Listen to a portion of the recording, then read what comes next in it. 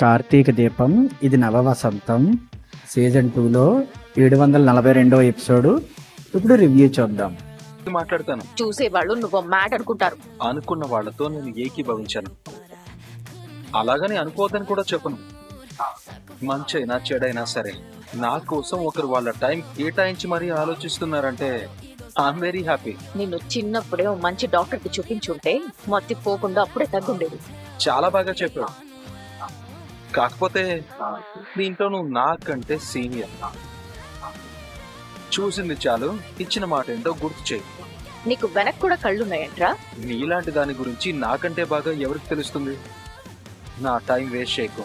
నీకు నచ్చిందే నేను చేస్తాను, అవుట్ హౌస్ లోంచి వెళ్ళిపోతాను అన్నావు కదా. నేను ఇప్పుడు అవుట్ హౌస్ లో ఉన్నానా? లేవు. మళ్ళీ వస్తానని చెప్పానా? చెప్పలేదు. అప్పుడు మాట తప్పినట్టు ఎలా అవుతుంది? ఆఫీస్ కు వచ్చావు కదరా. నేను దీపా గారికి అడ్వైజర్ని. నువ్వు ఇక్కడ ఉండడం కూడా నాకు ఇష్టం లేదు. ఇది నీకు సంబంధం లేదు. నువ్వు నా కంటికి కనిపించకూడదు. అయితే కళ్ళు మూసుకో. ఆఫీస్ లో కూడా కనిపించకూడదు. పోయి ఇంట్లో కూర్చో. నీ గొంతు నాకు వినపడకూడదు.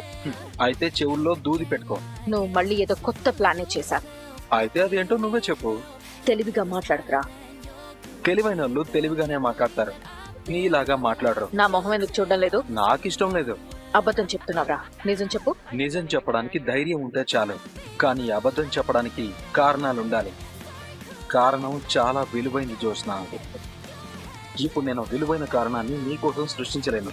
ఫైనల్ గా నువ్వు నాకేం చెప్తున్నావురా? నిజం కంటే అబద్ధం చాలా గొప్పది. దాన్ని నేను నీకోసం చెప్పాలనుకోవడం లేదు అని చెప్తున్నాను. నీతో నేను వాదించలేదురా. వాదించమని నేనేం అడగలేదే. ఆ మాట నా మొహం చూసి చెప్పరా. మోహన్ చూడనందుకు ఫీల్ అవుతున్నావా? దానికి కారణం ఏంటని అడుగుతున్నాను. నాకు చూడాలనిపించట్లేదు. నాకు కూడా నిన్ను చూడాలనిపించడం లేదు. చూడకు. జరిగిందంతా మనసులో పెట్టుకుని నా మీద మళ్ళీ ఏదైనా ప్లాన్ చెయ్యాలని చూసావే అనుకో, నువ్వేం చేయలేవు. ఎందుకంటే నేను ఏమీ చెయ్యాలనుకోవడం లేదు కాబట్టి. లేదురా, నువ్వింత సైలెంట్ గా ఉన్నావంటే ఏదో ప్లాన్ చేశా.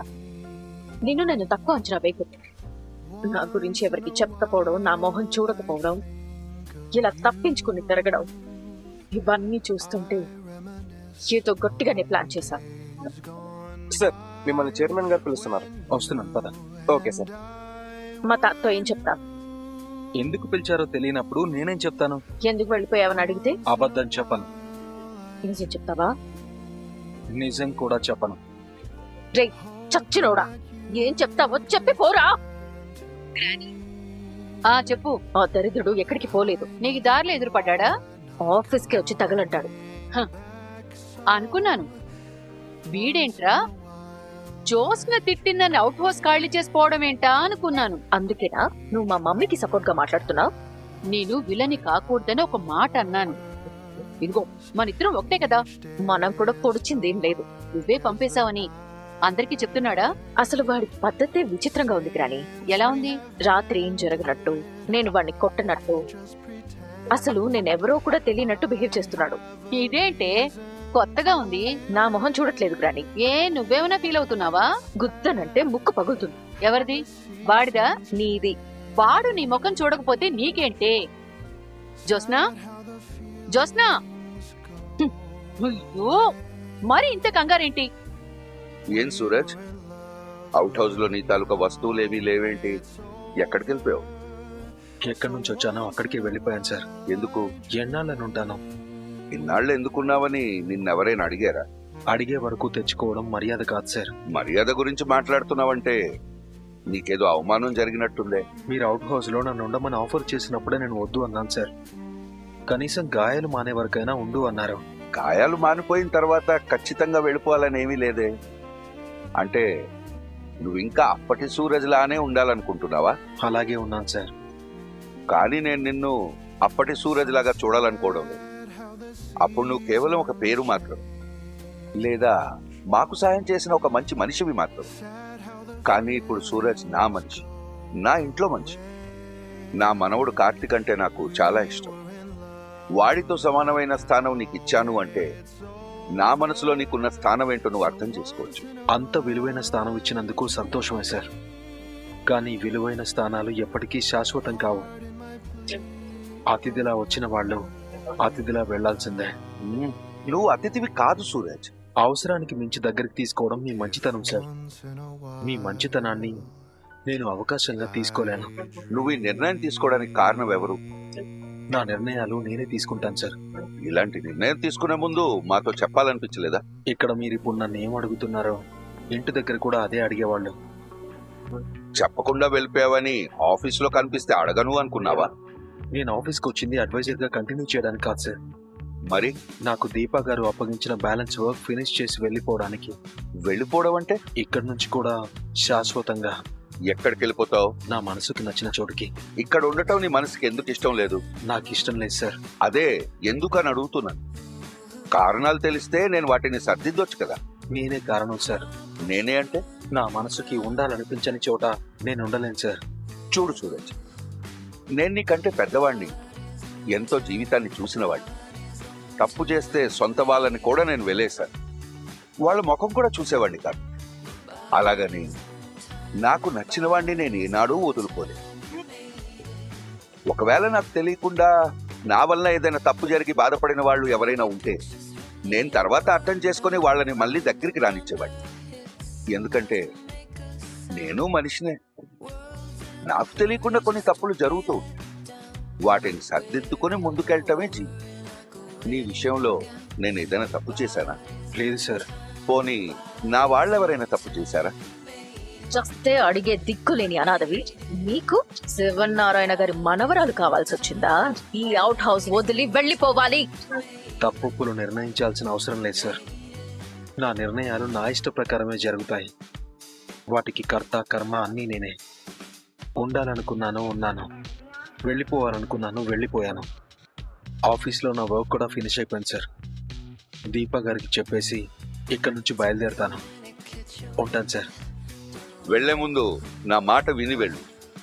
చెప్పండి సార్. ఓసారి ఇంటికి వచ్చి వెళ్ళు. ఇప్పుడు రాలేను సార్. ఇప్పుడు రాలేకపోతే మార్నింగ్ రా. సారీ సార్, నేను రాలేను. నాతో ఏదైనా చెప్పాలనుకుంటే ఇప్పుడే చెప్పండి. అది ఇంటి దగ్గరే చెప్పాలి. ఆలోచిస్తాను సార్. ఏం ఆలోచిస్తావు? రావడానికంటూ ఒక కారణం ఉండాలి కదా సార్. నువ్వు కారణం కోసం రావద్దు, నా కోసం రా. ఏం చెప్పకుండా వెళ్ళిపోయాడేంటి? సూరజ్ మౌనాన్ని ఎలా అర్థం చేసుకోవాలి? వస్తానన్నా రానన్నా? హలో, వినిపిస్తుంది. మరి వినిపించినట్టు అటు చూస్తావే? ఎటు చూడాలో నాకెవరూ చెప్పాల్సిన అవసరం లేదు. నేను స్కూటీ ఆపింది నీకు లిఫ్ట్ ఇవ్వడానికి. నేను అడగలేదే. ఇద్దరు వెళ్ళేది ఒకే చోటు కదా. అరే రే, నేను ఈ సంగతి ఏం మర్చిపోయాను.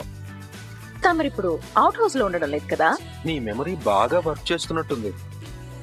ఇంతసేపటికి ఒక మంచి విషయాన్ని నీకు గుర్తు చేసింది. అవుట్ హౌస్ కాకపోతే ఇంకెక్కడ ఉండుంటావు కదా.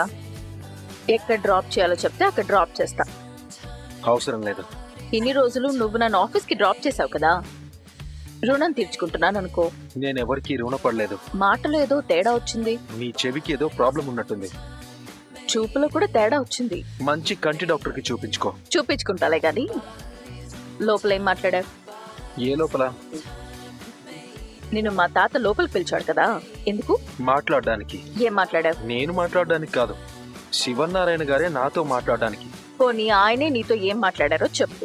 అది నీకెందుకు చెప్పాలి? తెలుసుకోవడానికి. ఒకరి మాటలు మరొకరితో చెప్పే అలవాటు నాకు లేదు. మా తాత మాటలు నాతో చెప్పొచ్చు. అలా అయితే ఈ మాట నువ్వు శివనారాయణ గారి ముందు అడగాలి. ఈ మాట నా మొహం చూసి చెప్పొచ్చు కదా. కొన్నింటికి అర్హత ఉండాలి. నీకు నా మొహం చూసి మాట్లాడే అర్హత లేదని నాకు తెలుసు. నువ్వు ఎలా అయినా అనుకో, ఎందుకంటే నువ్వు అనుకునే దాని గురించి నేనేం అనుకోను. అది నీ ఇష్టం. మా తాతతో నా గురించి ఏమైనా చెప్పావా? బ్రదర్, నేనే రైడ్ బుక్ చేసింది. రే సూరజ్, రే సూరజ్, నేను ఇక్కడ నీతో మాట్లాడుతున్నాను రా. నువ్వు పద బ్రదర్. రే రే ఆగరా, రే అహంకారి, నువ్వు మళ్ళీ జీవితంలో నా కంటికి కనిపించుకురా. ఏంటి జోష్నా, ఎవరిని తిడుతున్నావు? ఇంకెవరిని? నీ అడ్వైజర్ సూరజ్ గారిని. తను ఇప్పుడు నా అడ్వైజర్ కాదు. ఎందుకు? నేను ఇంక రానని చెప్పి వెళ్ళిపోయాడు. నిజంగా వెళ్ళిపోయాడా? నిజంగానే వెళ్ళిపోయాడు. మరి నా మొహం ఎందుకు చూడడం లేదు? అది సూరజ్నే అడగాలి. అడిగిన దానికి సమాధానం చెప్పడం లేదు. అసలేంటి బాధ? బాధ కాదు బావా, కోపం. చూస్తుంటే నీది కోపంలో లేదు. మరి ఎలా ఉంది?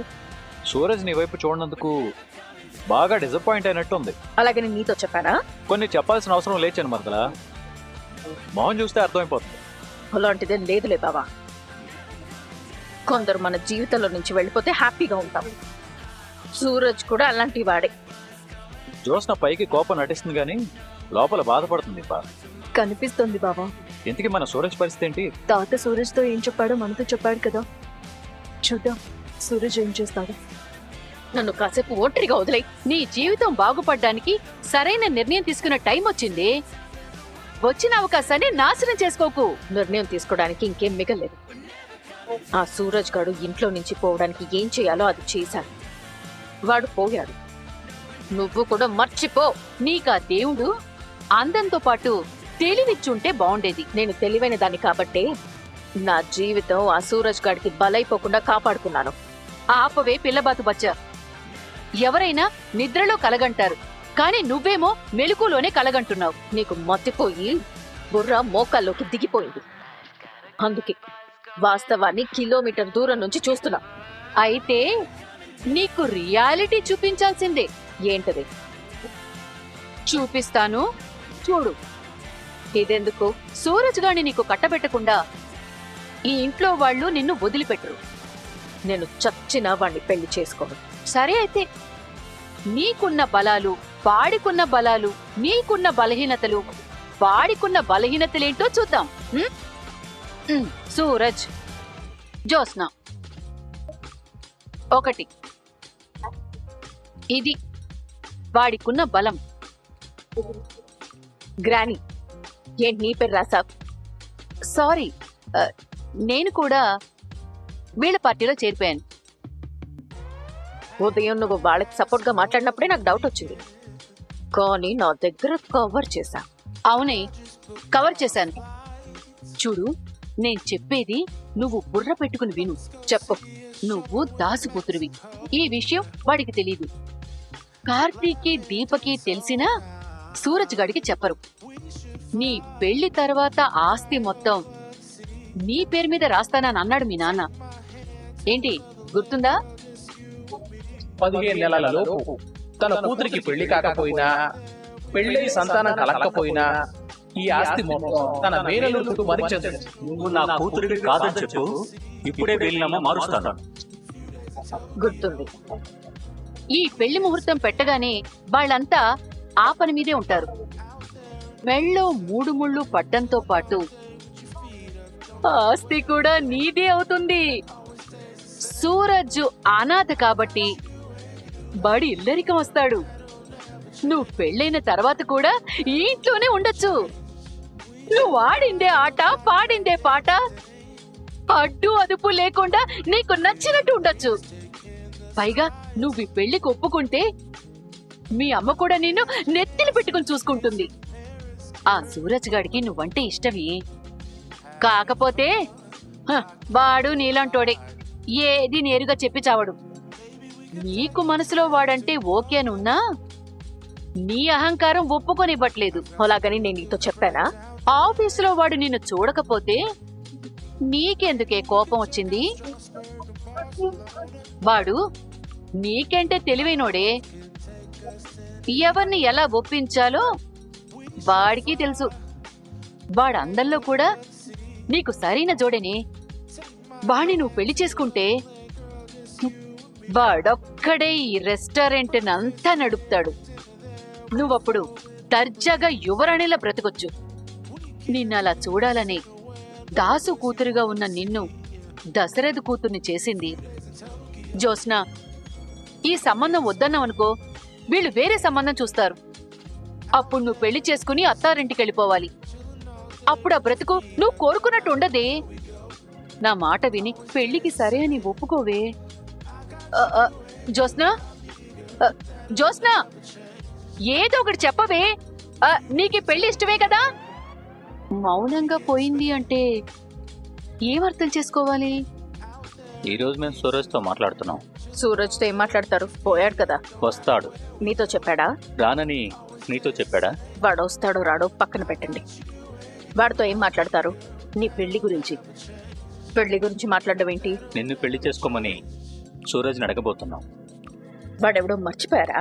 సూరజ్ అనాథ, అది మాకు తెలుసు. అదే నీకున్న అభ్యంతరం అయితే మీ మావయ్య దత్తత తీసుకుంటా అని చెప్పారు కదా. దత్తత తీసుకుంటే అమ్మా నాన్న అయిపోతారా? సూరజ్కి అమ్మా నాన్నలు లేకపోయినా నిన్ను పెళ్లి చేసుకున్న తర్వాత మేము అత్తా మామలం అవుతాం, అది చాలు. నాకు ఇష్టం లేదు. నీ ఇష్టంతో మాకు పని లేదు. డాడీ, అవును జ్యోత్స్న, ఎందుకంటే నీ ఇష్టం మీద నీకే క్లారిటీ లేదు. నిజం చెప్పాలంటే నీకిష్టం లేకపోవడం కాదు, నీకు ఈగో. చాలాసార్లు మన అహంకారం మనకొచ్చే చాలా అవకాశాల్ని దూరం చేస్తుంది. ఇప్పుడిక్కడ జరుగుతుంది అదే. నీకేం కావాలో నీకు తెలియదు, అది మాకు అర్థమవుతోంది. నీకేమిస్తే నువ్వు హ్యాపీగా ఉంటావో కూడా మాకు అర్థం అవుతుంది. మాకిన్ని అర్థమైనప్పుడు నీ ఇష్టంతో కానీ నీ అనుమతితో కానీ మాకు పని లేదు. నీకు సూరజ్కి పెళ్లి చేయాలని అనుకుంటాం, నీకు తెలియడం కోసం ఇన్ఫర్మేషన్ ఇస్తున్నావు అంతే. ఇంతకు మించి నువ్విక్కడ మాట్లాడాల్సిందేమీ లేదు. అది కాదు మమ్మీ. నమస్తే మావయ్య. రండ్రా, మీకోసమే ఎదురు చూస్తున్నాను. తెచ్చావా? దీపా, కవరేటివి. అంతా నువ్వు చెప్పినట్టే రాయించాను మావయ్య. ఏంట్రా అది? వీళ్ళమ్మా పారు, లాయర్తో రాయించి తీసుకొచ్చాను. వీలునామా ఏంటి దశరథ? కార్తీక్, దాంట్లో ఏముందో అందరికీ అర్థమయ్యేలా చెప్పు. ఈ వీల్నామా ప్రకారం సూరజ్ జ్యోత్స్న మెళ్ళలో తాళి కట్టిన మరుక్షణం ఈ ఆస్తి మొత్తం జ్యోత్స్నకే దక్కుతుంది. అదేంటి, వీలునామా వేరేగా ఉండాలి కదా? మావయ్య మార్చి రాయించాడు. ఇటివరా. మా బావ దాంట్లో ఉన్నదే చదివాడు పార్చోతం గారు. ఉన్నదే చదివాడు, ఊహించుకుని చదివాడు. జ్యోత్స్న, నువ్వు చదవ్వే.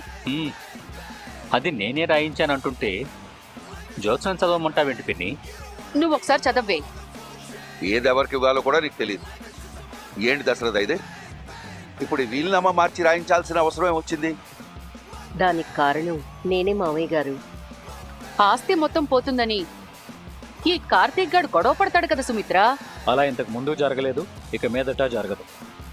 తాత ఆస్తిలో నాకు ఒక్క రూపాయి కూడా అవసరం లేదు. మేము కోరుకునేది కూడా జ్యోత్స్న పెళ్లి చేసుకుని సంతోషంగా ఉండాలని. మీరు కోరుకున్నది ఎప్పటికీ జరగదు. జరుగుతుంది. ఎందుకు నన్ను బలవంతంగా ఈ పెళ్లి కొప్పించాలనుకుంటున్నారు? బలవంతమేం లేదు జ్యోత్స్న. ఎందుకంటే ఇదేమీ అప్పటికప్పుడు అనుకోకుండా తీసుకున్న నిర్ణయం ఏమీ కాదు. మీ అమ్మ నేను బాగా ఆలోచించి నీ ప్రవర్తనకి నీ పద్ధతికి ఎలాంటి వాడైతే సరిగ్గా సరిపోతాడో అలాంటి వాడిని చూసాం. ఇన్నేళ్ల తర్వాత ఈ ఇంటికి ఎలాంటి అల్లుడు కావాలో అలాంటి అల్లుడు దొరికాడు. పెళ్ళైన తర్వాత ఆస్తి మొత్తం నీది. నీది అంటే నీది, నీ భర్తది. అందుకే మీ నాన్న ఈ రకంగా వీలునామా రాయించారు. నేను చెప్పినట్టు విని సూరజ్ని పెళ్లి చేసుకో. మీ నాన్న మాట్లాడుతున్నారు కదా, సమాధానం చెప్పకుండా వెళ్ళిపోతున్నావేంటి? సుమిత్ర, నువ్వుండు, నేను పిలుస్తాను. ఇక్కడితో ఈ రోజు ఎపిసోడ్ ముగుస్తుంది. మన ఛానల్ ఇప్పటివరకు సబ్స్క్రైబ్ చేయకపోతే వెంటనే సబ్స్క్రైబ్ చేసుకొని బెల్ ఐకాన్ ఆన్లో పెట్టుకోండి. మన వీడియో నచ్చితే లైక్ చేయండి. అలాగే మీ వీడియోపై మీ అభిప్రాయాన్ని కామెంట్ సెక్షన్లో తెలియజేయండి. మళ్ళీ నెక్స్ట్ వీడియోతో మళ్ళీ కలుద్దాం. అంతవరకు బాయ్ బాయ్.